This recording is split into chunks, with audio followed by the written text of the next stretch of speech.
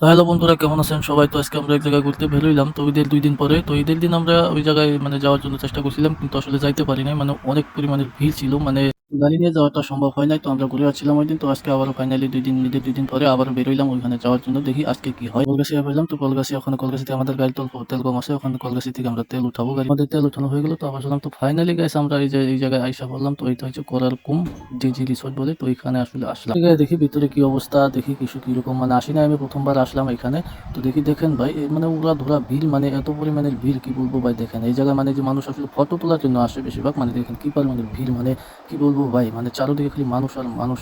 দেখেন, ভাবছিলাম আজকে হয়তো ভিড় কম হইব, কিন্তু দেখেন এই যে এই জায়গায় ফটো তোলার জন্য দেখেন কিরকম ভাবে লাইন লেগে গেছে। দেখেন এই যে এই জায়গায় কত মানুষ। তো দেখেন এই জায়গায় ফটো তোলার জন্য কি পরিমাণে ভিড় লাগছে। দেখেন এই যে এই জায়গায়ও এই যে এই জায়গায় দেখেন লাইন লেগে গেছে ফটো তোলার জন্য। আর এই যে এখানে দেখেন ঝগড়া হয়েছিল। তো যাই হোক, আমরা এখান থেকে বেরিয়ে এখন যাবো আমরা আবার চাঙ্গরে যাবো। তো দেখেন এই যে চাঙ্গরে ফাইনালি আসলাম। তো দেখেন চাঙ্গরেও দেখেন এই পরিমাণের ভিড়। তো ভাবছিলাম যে ঈদের ২ দিন পরে যাবো, তো ভিড় হবে না, কিন্তু তাও সে যেরকম ভাবছিলাম ওইরকম না। দেখেন এত পরিমাণের ভিড়। তো যারা আসেন নাই তো অবশ্যই আসবেন, একদম সুন্দর একটা ভিউ। তো এসে দেখা যাবেন। তো আপনারা আসলে অবশ্যই ফ্যামিলি নিয়ে আসবেন, অনেক সুন্দর জায়গা। তো ঠিক আছে, সবাই ভালো থাকবেন, আবার দেখা হবে নতুন ব্লগে।